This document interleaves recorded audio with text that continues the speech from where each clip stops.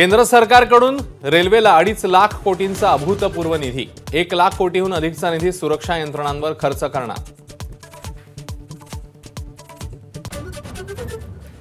नवीन कररचनेत 3 ते 7 लाखापर्यंतच्या उत्पन्नावर 5% टॅक्स, कराच्या 17,500च्या घरामधला फायदा, तर स्टँडर्ड डिडक्शन 50,000वरून 75,000वर।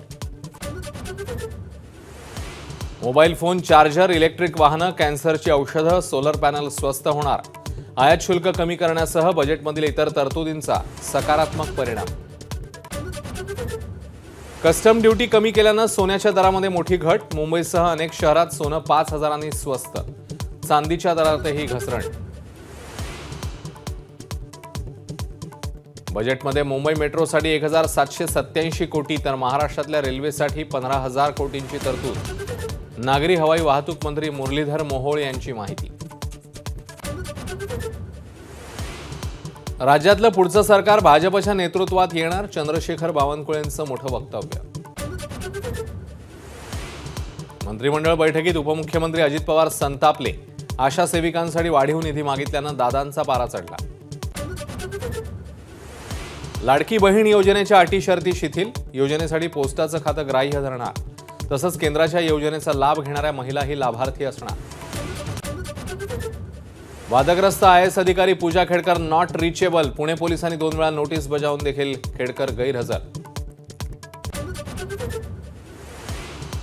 बेवारस रुग्णांवर उपचार करून त्यांना निर्जनस्थळी सोडणाऱ्या ससूनच्या डॉक्टरांना दणका, 2 जणांवर निलंबनाची कारवाई, वंचितने उघड केला होता धक्कादायक प्रकार।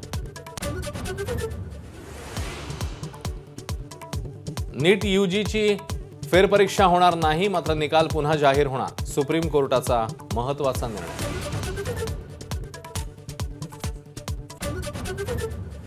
एमसीए निवडणुकीमध्ये अजिंक्य नाईक विजयी, संजय नाईक यांचा 100हून अधिक मतांनी पराभव, तर खिलाडू वृत्तीने पराभव स्वीकारतो, आशिष शेलार यांची प्रतिक्रिया।